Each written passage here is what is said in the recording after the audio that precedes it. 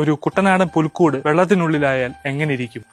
എന്റെ പേര് മിജോ കൈതപ്പറമ്പിൽ. ഞാൻ കുട്ടമംഗലം സെന്റ് ജോസഫ് പള്ളി ഇടവകയുടെ വികാരിയച്ഛനാണ്. ക്രിസ്മസ് സ്റ്റാർ ഉണ്ടാക്കിയതിനു ശേഷം ഞാനും ഈ ഇടവകയിലെ യുവജനങ്ങൾ ഒരുമിച്ച് ആലോചിച്ച് ഒരു പദ്ധതിയായിരുന്നു ഈ പുൽക്കൂട് വെള്ളത്തിനടിയിൽ ഉണ്ടാക്കുകയാണെങ്കിൽ എങ്ങനെ ഇരിക്കും എന്നുള്ളത്. അതിനെ എങ്ങനെ പ്രായോഗിക തലത്തിലേക്ക് കൊണ്ടുവരാമെന്നും കൂടെ ചിന്തിച്ചു തുടങ്ങി. അങ്ങനെയാണ് ഞങ്ങൾ AI-യുടെ ഒരു സഹായം ഇതിനു വേണ്ടി തേടിയത്.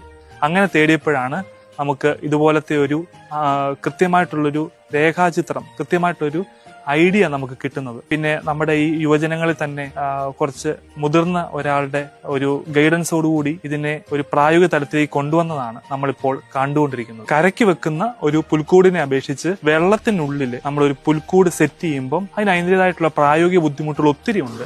അതിനെയൊക്കെ മറികടന്നാണ് നമ്മൾ ഇത്തരത്തിലുള്ള ആശയം പ്രാവർത്തികമാക്കിയത്, അതിലെ പ്രായോഗിക തലത്തേക്ക് എത്തിച്ചത്. അതായത് ഇതിനുവേണ്ടി പ്രത്യേകമായിട്ട് തിരഞ്ഞെടുക്കപ്പെട്ട ചില പോളി മാർബിൾ ഉപയോഗിച്ചുകൊണ്ടുള്ള രൂപങ്ങളാണ് നമ്മൾ വെള്ളത്തിനടിയിൽ വെക്കുകയും ഇതിനുവേണ്ടി പ്രത്യേകമായിട്ട് തയ്യാറാക്കുകയും ചെയ്തിരിക്കുന്നത്. പിന്നെ ഇതിനുള്ളിൽ വെച്ചിരിക്കുന്ന മറ്റ് ബിൽഡിങ്ങുകൾ അതെല്ലാം സിമെന്റ് ഉപയോഗിച്ച് തന്നെ നിർമ്മിച്ചിരിക്കുന്നത് കൊണ്ട് തന്നെ അത് വെള്ളത്തിൽ പൊങ്ങിക്കിടക്കാതെ താന്നു തന്നെ നിൽക്കുന്ന ഒരു പ്രായോഗികമായിട്ടുള്ള ദൃശ്യം നമുക്ക് കാണാൻ സാധിക്കും. വെള്ളത്തിനുള്ളിൽ നമ്മൾ ഇങ്ങനെ ഒരു പുൽക്കൂട് ക്രമീകരിച്ചതുകൊണ്ട് തന്നെ അതിനൊരു സ്വാഭാവികത അല്ലെങ്കിൽ ഒരു നാച്ചുറാലിറ്റി തോന്നിപ്പിക്കാനായിട്ട് നമ്മൾ ഇതിനുള്ളിൽ കുറച്ച് മത്സ്യങ്ങളെ കൂടി ഇട്ടു വെച്ചിട്ടുണ്ട്. കുട്ടനാടൻ ജനതയുടെ അതിജീവനത്തിന്റെ ഒരു കഥയുടെ പുനരാവിഷ്കരണമായിട്ട് ഞങ്ങൾ ഇതിനെ നിങ്ങൾക്ക് വേണ്ടി സമർപ്പിക്കുന്നു. എല്ലാവർക്കും മനോഹരമായിട്ടുള്ളൊരു ക്രിസ്മസ് ദിനത്തിന്റെ ഈശോയുടെ തിരുപ്പിറവിയുടെ മംഗളങ്ങൾ ഏറ്റവും സ്നേഹത്തോടെ ആശംസിക്കുന്നു.